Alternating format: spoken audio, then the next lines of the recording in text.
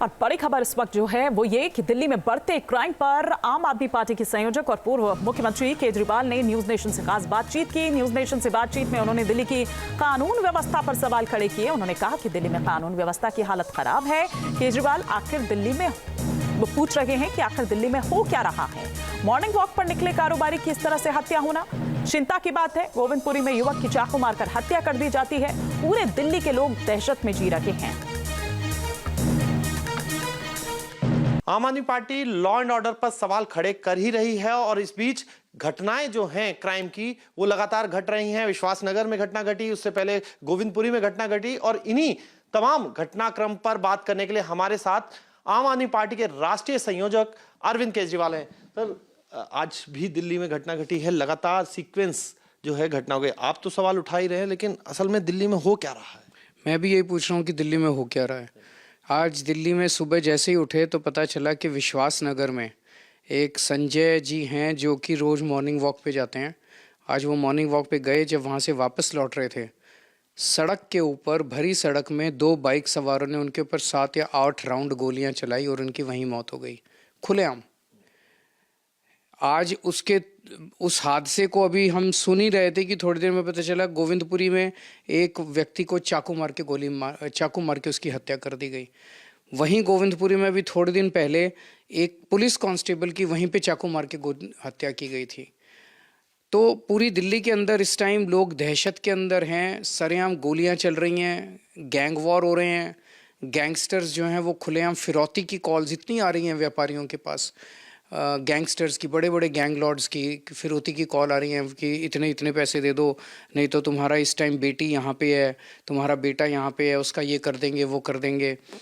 एक मिठाई वाला है, उसके पास कॉल आई कि 2 करोड़ रुपए दे दो, नहीं तो हम तुम्हारे परिवार के साथ है बुरा करेंगे।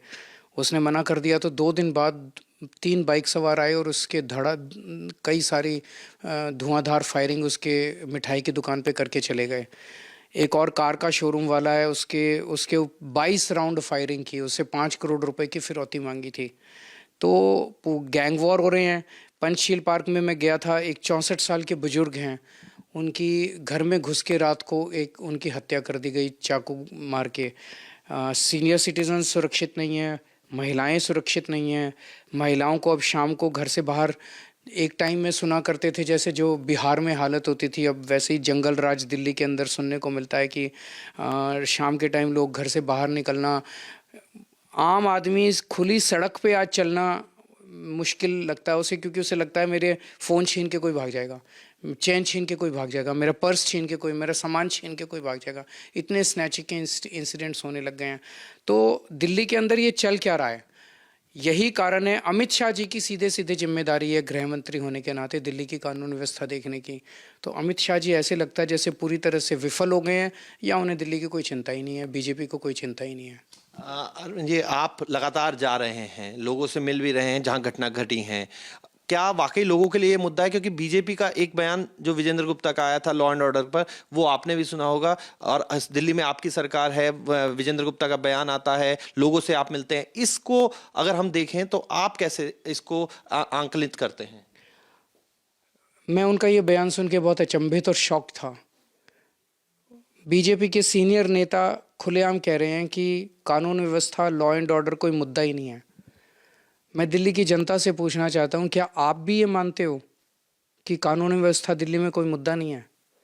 क्या आप दिल्ली में अपने आप को सुरक्षित महसूस करते हो? क्या दिल्ली का एक आम आदमी आज अपने आप को सुरक्षित महसूस करता है? जितने व्यापारी देख रहे हैं, क्या व्यापारी अपने आप को डरा हुआ महसूस नहीं कर रहा? फिरौती की कॉल्स नहीं आ रही? क्या महिलाएं दिल्ली में अपने आप को सुरक्षित महसूस कर रही हैं? क्या सीनियर सिटीजन्स अपने आप को सुरक्षित महसूस कर रहे हैं? चेन स्नैचिंग, फ़ोन स्नैचिंग के इतने इंसिडेंट्स हो रहे हैं। बीजेपी कह रही है कि लॉ एंड ऑर्डर कोई मुद्दा ही नहीं है।